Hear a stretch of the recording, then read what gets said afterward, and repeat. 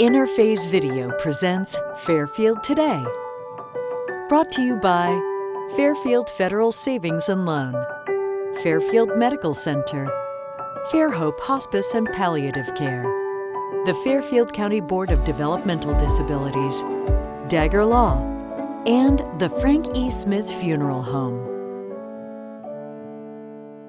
Welcome to Fairfield Today at Fairhope Hospice.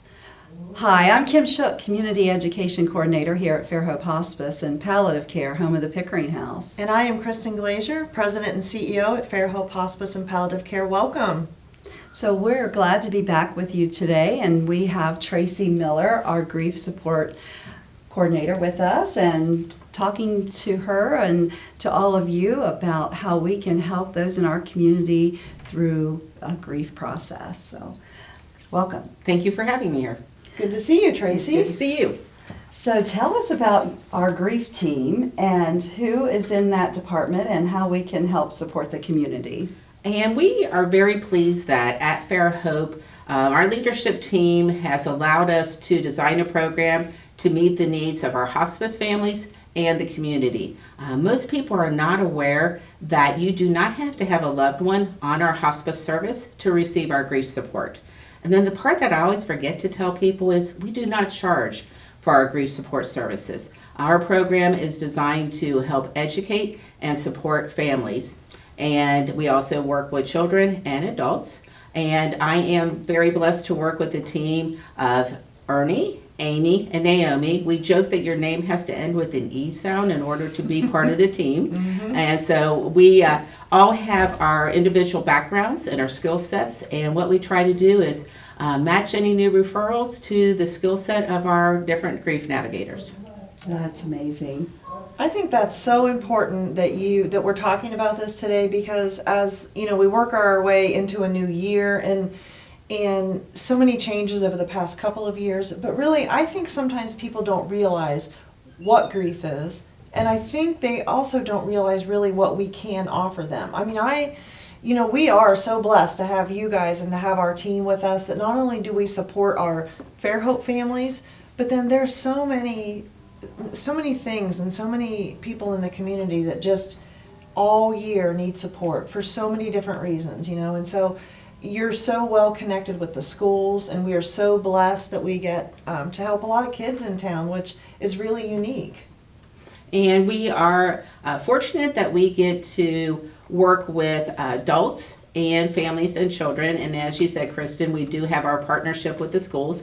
We have had an ongoing relationship with Lancaster City Schools, Fairfield Union Schools, Logan Hawkins Schools, and Pickerington, and primarily at the elementary and middle schools in Pickerington. And those relationships are very strong connections. We also have a very positive working relationship with area physicians. We will get calls from their staff asking us to provide grief support services. And I know that you were curious as to what range of service do we provide. And again, I have to kind of preface this. That thing called COVID may change how much we are able to offer face-to-face support. And at the time of this recording, we are able to provide face-to-face support in our offices located at the Anita M. Turner Center, which is located on the grounds of Fairhope's Pickering House. We also can offer support, as you mentioned, in the schools, and then we can provide support through FaceTime and Zoom. So the agency last year allowed us to expand our telehealth practice, so we all brushed up on our technology, and we have learned to do Zoom and FaceTime. The one thing I learned on that, coming from an education background, I can't point at things like I used to, because they can't see what I'm pointing to, and I kept looking over to see what they had on their table, and I'm like, okay, I have got to learn to change that up a bit. You get in the middle of a conversation, you kind of forget, because that conversation is flowing. You know, I think, can you talk just for a second about, I don't think people realize, you've just explained everything we do, in the community and for our families, but when should they call you? So we know that Fairhope follows up for 13 months, and we can talk about that. But when does someone in the community call you? People will call us at different points on a grief journey. We will have people call who are experiencing a significant grief burst, and we are talking to them through their tears. We also will have those who call in and say, well, I know I need to call you and people have told me to call you, but I'm not used to asking for help. And so we will then direct them, to go ahead and please understand that we're here to be a listening ear and a voice of support. The one piece that most people say, well, I'm not used to going to counseling. What you have heard me say over and over again is that we provide grief support. We do that because we don't look at grief as a problem to be fixed and need a counseling. It needs supported. We are there for the journey. So when people need to call is when those grief reactions seem a bit out of the norm, or that's causing them to respond differently to people. We will get a lot of people who either call us when that crying just won't stop or they are very mad. We will get either extreme. And Lots of different emotions there. Oh, yeah. The anger and then the sadness. yeah. Do you think a lot of people don't know that they're grieving? A lot of people, especially in this area, we have two different grieving cultures in the area that we serve here at Fairhope. We serve our primary counties are Fairfield, Hocking, and Perry. And some of our counties will have different grieving styles, meaning that there are some where I say they circle the wagons and family takes care of family. So we don't let anybody in to help. Right. And then there are others who are accustomed to receiving help who will call. It's the family structure that family takes care of family. Those are the ones that may not know that they're grieving. Those are the ones where people will either not let people know they're hurting, or else, like I said, they will start snapping at everybody. Being private about their feelings and not telling Yeah. their families what's going on with them. Do you think sometimes that rears its head? Even, you think when you're grieving, you've lost someone and you're going to go through the funeral and a few weeks after that, and then everybody goes back to work. Everybody does what they've done forever. But what do you see people in 6 months from now that will call you or not understand what's happening? Especially with the holidays that we just went through, we received a number of calls. So what happens is, and I think you described that well, Kristen, is we get very busy with all of the funeral arrangements, and those sadly are a bit complicated due to COVID. And so sometimes there's a delay in getting those funeral arrangements completed and holding the service. Then it goes into what do we need to do to perhaps clean out someone's house, take care of the business affairs. And so once you find that all of that has settled, people return back to their jobs, that's when you will feel the grief reactions. When I work with children, I make it a very simplistic statement, but it carries a lot of weight. I say if you don't let sad out, sad turns into mad.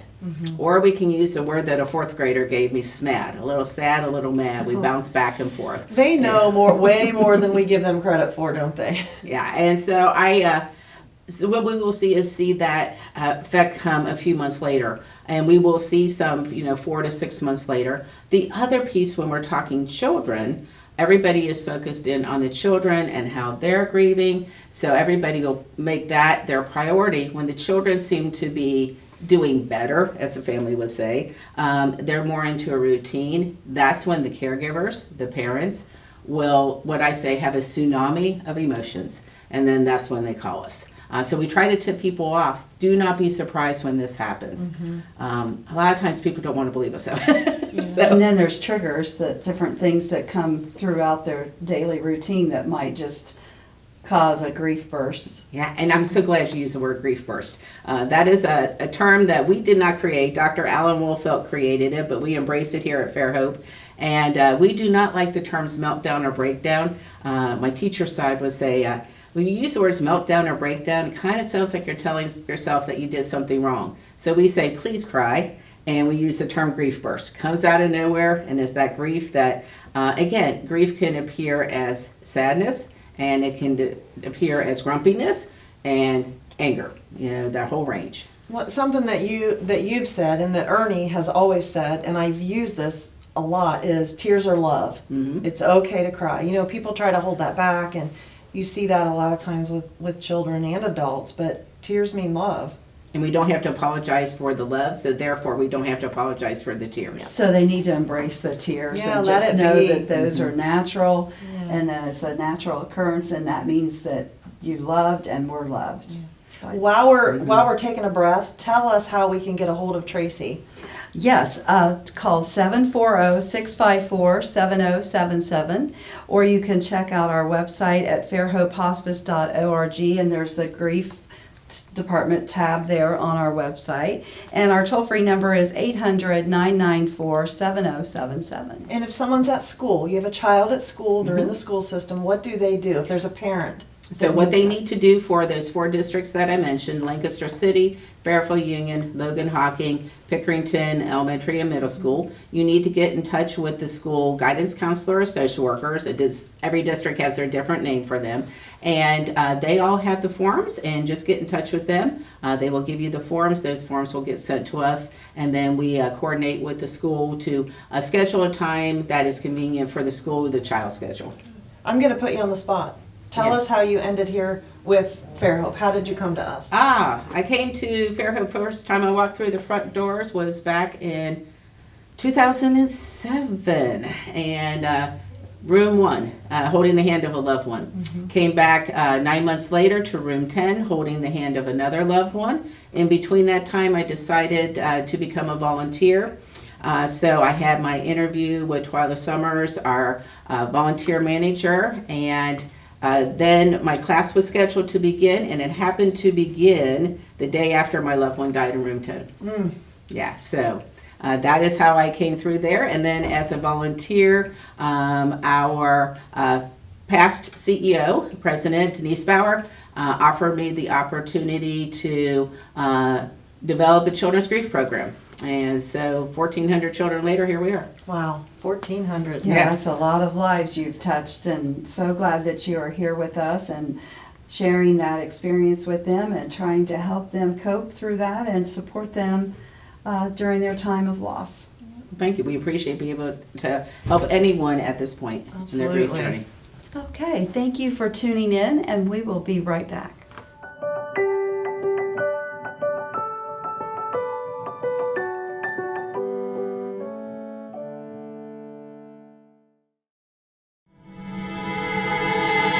The moment that you're told that you have cancer, so many things were going through my mind.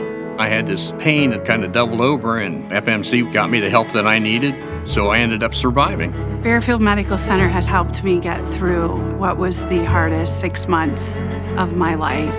When I first came to Fairfield Medical Center, she was probably having an allergic reaction. They saved her life, and that's why she's here today. Life is unpredictable. That's why estate planning is important. Estate planning provides you comfort and peace of mind knowing that you're taking care of your loved ones and ensuring your legacy lives on just as you envisioned. You lived a life that is beautifully and uniquely yours. You deserve an estate planning attorney who understands that and creates a plan as unique as you and in the best interest of your loved ones. You deserve the local, trusted, experienced attorneys at Dagger Law. Fairfield Federal. When it comes to our customers and our community, we go above and beyond to help. Our people make the difference. We were retiring from Tucson, Arizona, and we made a retirement trip out around Ohio, having decided that's where we wanted to be. And we came across this town called Lancaster, and we fell in love with the downtown area, where the fountain is, and the memorials, and the flags, and all this stuff. And we looked around and I said, there's our bank right there. There's something to be said about a community bank in your hometown. Right. If you live in the community, you should do business in the community as much as possible. So it makes sense to bank with the community bank where you live. Fairfield Federal is the bank to be at. If you live in this town, or any town actually, you want to bank at a local home bank. And the employees are happy here, they're conversant, customer service is through the roof. There's nothing more you could ask for. Personal or business banking, whatever you need, we take it seriously because we know you do. Stop by today at any of our 3 locations and see why the difference is clear. Fairfield Federal Savings and Loan specializes in banking that revolves around you. Member FDIC Equal Housing Lender. The Frankie Smith Funeral Home and Crematory in Lancaster and the Johnson Smith Funeral Home in Baltimore have a long and wonderful history of serving our community. Feel free to give us a call at 740-653-0652. Stop in and see us at either of our 2 locations, 405 North Columbus Street in Lancaster and 207 South Main Street in Baltimore. Respect for tradition, regard for change.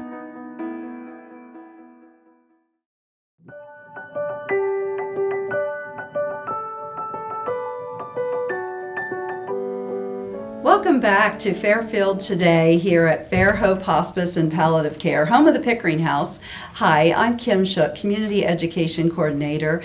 And Kristen? I am Kristen Glazier, President and CEO here at Fairhope Hospice and Palliative Care. It's a beautiful day. The sun's out. Looks a little chilly, but we'll take it. Yeah. Winter is upon us, I and think so it doesn't feel like winter, but we are back here with Tracy Miller, our grief support manager. So welcome back. Thank you. And we just want to kind of continue our conversation about grief and how we are helping those of the patients and their families of the ones we have served on our service here, and how we help in the community and the schools. Yeah, the first segment we talked a lot about just the impact you have in the school system and in the community, and groups. I know that you've done a lot of Zoom groups with a couple of other of your staff who have just really had a surprisingly great turnout. When they couldn't meet in person, pulling those Zoom groups together, it seemed like it was really successful. And what we know in a grief journey is at some point, everyone needs to be heard and valued along their grief journey. And so we do have an active group that meets on Tuesday mornings. They meet from 10:30 to noon. And as we're recording this, they are able to meet in person. Of course, we always preface that with anything going on with COVID. So during that time when the restrictions were in place, we also valued and respected the health of our families and the adults that we serve. So they met by Zoom, and they would have 15 to 16 people on Zoom. One of the sweet stories is a gentleman in his 80s. His wife had died on our service, and he wanted to be a part of the group. So he went out and bought his first iPad so that he could join the group. And that was sweet because he valued that connection so much. And all that support is going to really help him with that. Yeah, definitely. I think a lot of people don't realize how long of a time that our team supports them after a loss with Fairhope. So for our, as we say, Fairhope survivors, so the family members of our patients, those that have been identified as a family member, that information is shared with the grief team, Amy, Ernie, Naomi, and what we do is we will reach out to the families with a sympathy card and a call after the death. We follow up in a few weeks with an informational flyer and another call at the 1 month mark to check in to see how they are doing. We offer ongoing support as needed for the families. And then we also will send them mailings at 3, 6, 9, 12, and 13 months. And on an average, we are in contact with 1,700 survivors per year of our hospice families. Yeah. And if you think about that, I mean, that to me is amazing. And we talked about the last segment where you have different, in the beginning when someone loses someone, they go through this process. And then 6 months later, it's a different feeling, 8 months, 10 months. Lots of people forget because it's hard just really to know where your loved one is or what everybody's process is for grieving. But when you guys, communicate and reach out to families for 13 months, that sounds like a long time, but that's just, it's amazing because you can touch every point and see how they're doing and kind of give them what they need. Maybe they're in a good place. Maybe they're okay. Maybe it's starting all over. Something's triggered it. So I just think it's really incredible. I don't think a lot of people know that Fairhope has that extensive of a process to follow families. And every hospice gets to design the manner that they offer the grief support, and that is one that we have received positive feedback from our families. And we do a survey, and they let us know how much the letters have made a difference. We had a sweet moment a few months ago where a family member received a letter on a key date for that family, and of course we do not know that. We're just sending the mailings. And that family member took it as a sign that the patient wanted them to come in and receive grief support. And that person came in, met with a navigator for a period of time, and did not realize that there were some lingering questions. They were able to resolve those lingering questions, and that person walked away feeling more peaceful. One of the comments that I always will make when I'm working with someone is, I know I've met you in a place of pain.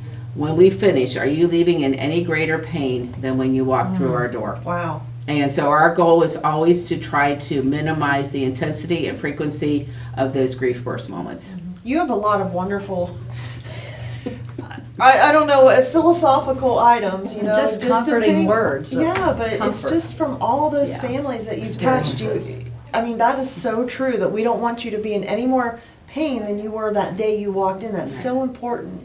We're so lucky to have Yes, you. we're Well, and glad you're I'm here. the words. I'm blessed when the words come, you know, just and is just nice. like okay, or sometimes they just fly out because that was the thought in my head. So I appreciate those comments, and also that those questions have made a difference for folks. You're such a blessing to our agency and to the community and the ones that you serve. So, what are the effects of COVID grief versus regular grief from So someone let me that take passed normally? a deep breath on that. COVID.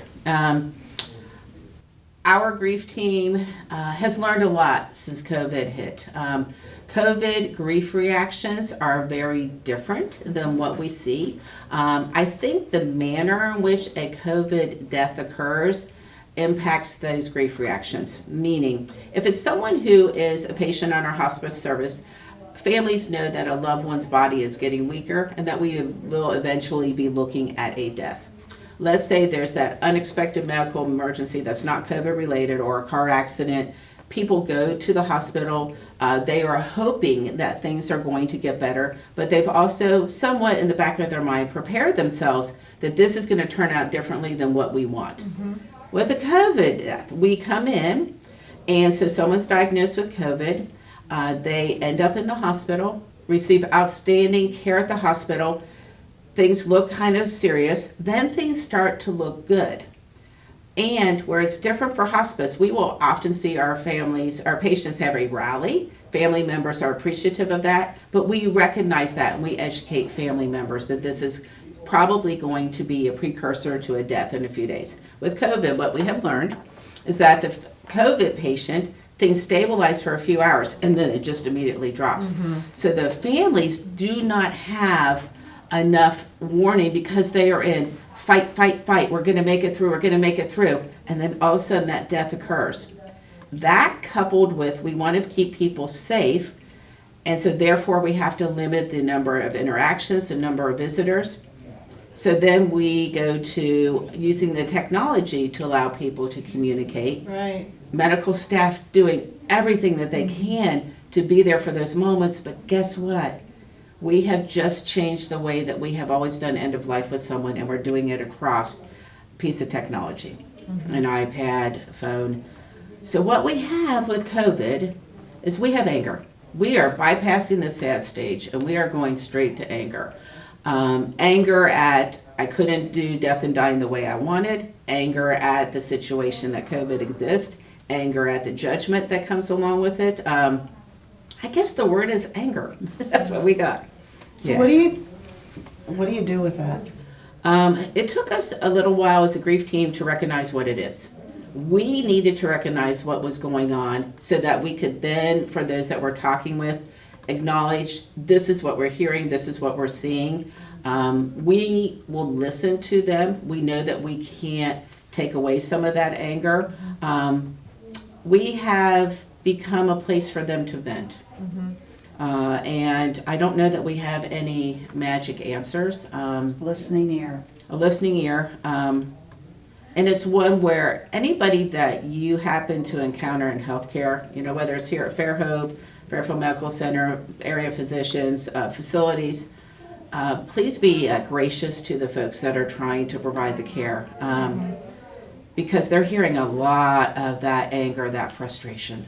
And they're dealing with a lot of stress of long hours and trying to provide that excellent care, and they're trying to give support too as best they can. And And then with like a COVID experience, it's not that anticipatory grief because this is just a sudden diagnosis. These go fast. And then it just, they don't stay as long as someone does that is progressing with like a terminal illness. Right. And you know, we've been doing this for a while. Yeah. This whole COVID thing for a while. So have you had the opportunity to work with anybody that's maybe 6 months after their loss with someone with COVID, or even further, like to see where that anger is? We have worked with, I'll speak personally, I've worked with someone who is, I'd say now 10 months out from the death, and what they seem to have reconciled what happened. They understand that particular death occurred pre-vaccine, so there's another variable in there, because they knew that there wasn't anything that could have been done differently, and so that has helped them to understand that they did the best that they could. Where we now have some judgment that comes in is that whole vaccination piece, and I'm not going to go down that road, but I'm just saying that what ends up happening, and I think people need to understand this, that when someone says my loved one died of COVID, it's not like we're saying my loved one had a heart attack. Oh, I'm so sorry. My loved one died of cancer. I'm so sorry. First question when someone dies of COVID, were they vaccinated? You've automatically put a layer of judgment out there. What we need to do is say, hey, however a loved one died, we're sorry that that person died, that your life is impacted that way. We need to stop asking the question, because we're just setting up our survivors. So one of the things I've learned from talking with people is that layer of judgment. That is complicating their grief process.